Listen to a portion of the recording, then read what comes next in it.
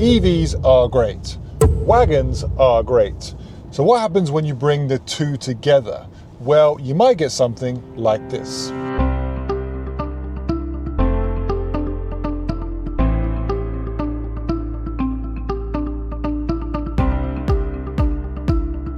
Everybody loves wagons. You may have owned one yourself, or you probably know one who has owned one in the past. Maybe you had one when you were growing up like myself. Today, they deserve to be more popular when it comes to EVs. We definitely have our fair share of SUVs to choose from. But the wagon or estate, they are barely compromised when it comes to performance.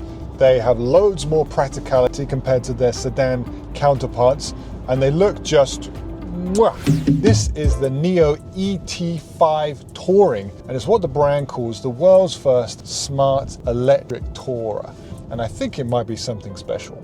Another day, another super good looking EV design coming out of a Chinese brand. Seriously though, we are spoiled by the amount of good EV designs that are on the market today, and I think China is leading in this area. So wagons, or as we call them in the UK, estates, are typically better looking than their sedan counterparts. This is no exception to that rule. It looks excellent. So based on the NIO ET5, they've pushed the back out to make this into a wagon. The result, I think you'll have to agree, looks fantastic. We have the full-length LED light bar that goes across the back here, which I think looks great in this wagon version. So the front end of the ET5 Touring, much like the ET5, is kind of what we come to expect from the NIO brand. Pretty similar. I think this kind of front end is nothing surprising here. We have this kind of like pointy, kind of sharky nose here. We have the daytime running lights at the top. We have some kind of light clusters at the bottom. This color, however, this color really intrigued me, and I was trying to figure out how to describe this color. Under some lights, it looks kind of pinky. Under other lights, it looks more like a creamy kind of color. NIO's official name for this color is First Light Kiss. So you'll notice various things protruding from the front of our car. So either side here, we have two high definition cameras. In the middle, we have a LiDAR unit. So this car has some decent autonomous drive functions, which we'll get onto a little bit later. And these roof bars, they come as standard. So this car is obviously aimed at the more adventurous types. You know, put your bike, put your canoe, put your whatever on the top of your car and go out for an adventure. So you might be wondering if this touring design compromises the efficiency of this car. Well, yes, it does, but only a little bit. So for this extra practicality and this amazing design, you probably lose 5% or less of efficiency. Which one would you choose? Make sure you let us know in the comments below. For me, it's a no-brainer. So I've always been a huge admirer of the interior of NIOs. They're very, very nice places to be, and I think they're designed very well. They're basically, I feel, like the benchmark for a premium electric car's interior. And here is very typical of NIO. It's very premium, it's very minimalist. We have responsible artificial leather on the dash here. We have lots of kind of responsibly resourced materials. Here in the center unit, this is obviously clearly some kind of reclaimed material. It looks great. You can also go for Napa leather with the higher trims of this vehicle. We have a 12.2-inch screen here, which is great for your navigation, but perhaps not so great if you're sitting and charging and watching a movie. We have to remember that the car that this car was based on was released over 3 years ago. So a lot of brands now are opting for the horizontal layout. We even have some kind of like more thinner 16:9 aspect ratios. Not many physical buttons here. We have a driving mode change, a hazard light and a lock button here. We have our gear shift changer. We have a 40-watt wireless charging pad, which does have ventilation, and a center unit which can be opened from either side. But I feel like if it just opened upwards, then both of you will be able to get into there anyway. But I guess that's why I'm not a designer. We have a 23-speaker sound system, massaging and cooling seats in the front, and front two and back two all have heating in their seats. We have a 10.2-inch driver's cluster here. Okay, it looks kind of stuck on after the fact. Now we see a lot of brands do are kind of like recessing their screens into the dashboard, and those bezels are a bit big. So one thing I have to draw your attention to in this car is that the floor is very high. It has battery swapping, it has a battery underneath. The combination of these things have brought the floor up. So I have my seat in the lowest possible position here, and I feel like I'm almost lying down on the floor, to be honest. And even still, if I sit up properly, if I sit up straight, my view is not the best, especially considering this LiDAR unit. And when I first sat in an ET5 Touring, I thought that car looks great. I'd love to buy one of those cars. But as soon as I sat in the car, I realized that this car might not be the most suitable car for me. Oh, that and my wife wouldn't let me buy one. A couple of other things is that this gear shifter here is kind of still in the center unit now. We see a lot of brands who are moving their gear shifter to a stalk by the steering wheel. I still quite like it here because I'm more of a traditionalist, but many people prefer to have it here. So what do you think? Would you prefer to have your gear shifter here as a stalk, or maybe you don't need a gear shifter at all? You can go the way of Tesla and just having it on the screen. Make sure you let us know what you think in the comments. One other small thing is this door release button. I don't like it. You've got to kind of put your hand into a very unnatural position to be able to open the door and push the button. Anyway, just a small thing. Legroom in the back of the Touring is absolutely fine, although the floor again is quite high, so my legs are quite bent. It's perhaps a little bit tight for me. I am 6'4" though, so for most people you would be fine. One neat thing about the ET5 Touring is that you have a 40, 20, 40, the math checks out, split for the seats. So if you want to just fold down the middle seat, you can.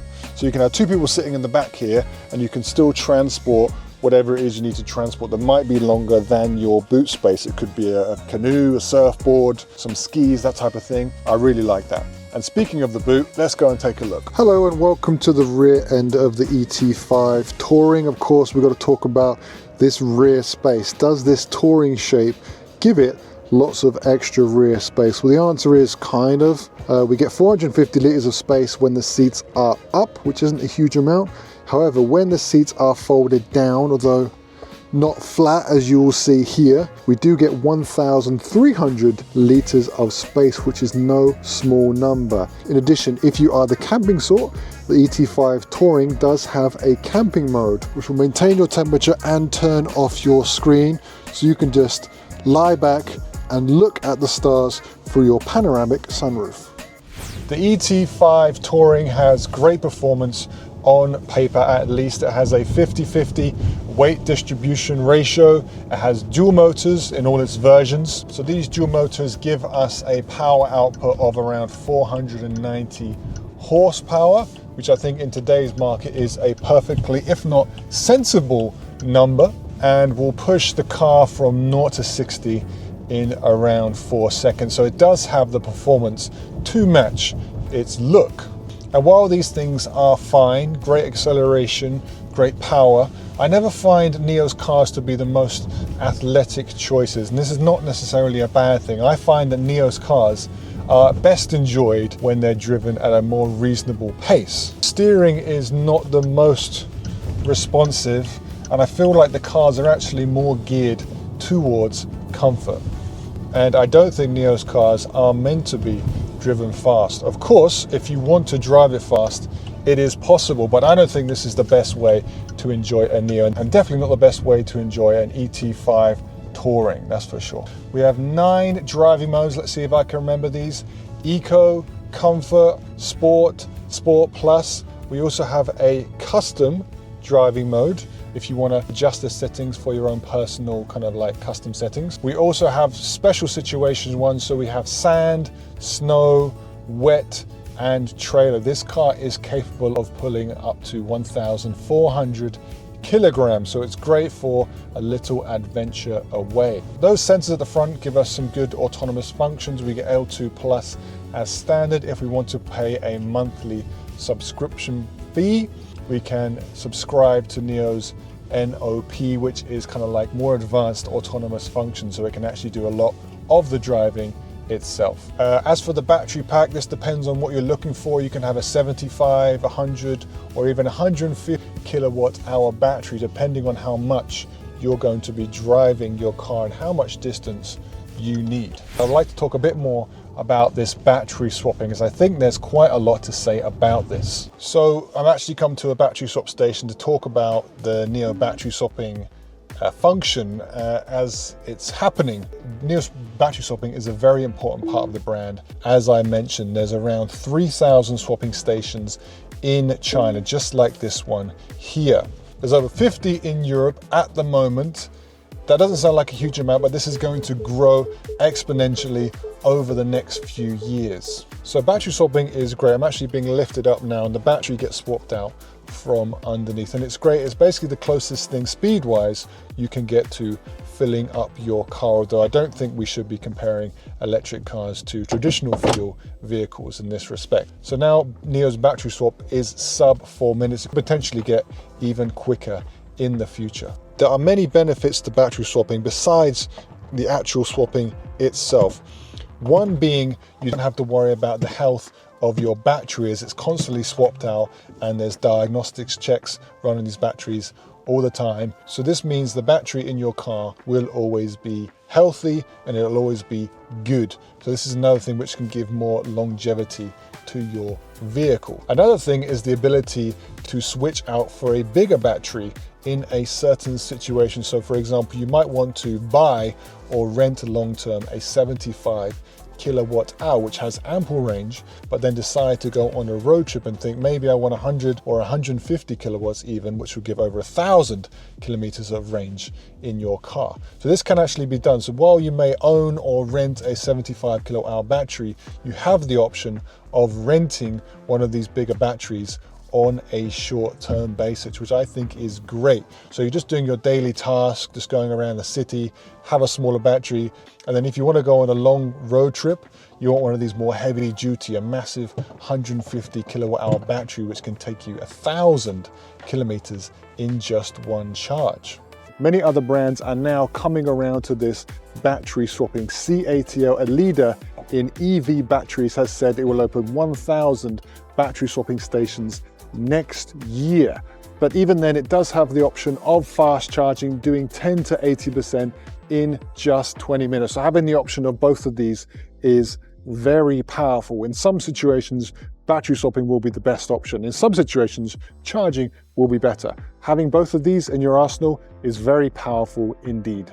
The ET5 is just so good, it has to be considered. Maybe you should consider it too. In Germany, the ET5 Touring is currently selling with a 75 kilowatt hour battery pack for around 60,000 euros. The initial purchasing cost can be reduced if you decide to rent the battery instead. So this will reduce your initial payment by 12,000 euros, but of course, you'll be paying a monthly fee to NIO for use of its battery. Which one would you choose? And what do you think of the NIO ET5 Touring? Do you love it clearly as much as I do? Make sure you let us know in the comments below. Do you, like me, think the world needs more electric wagons? Be sure to give us a like and a subscribe.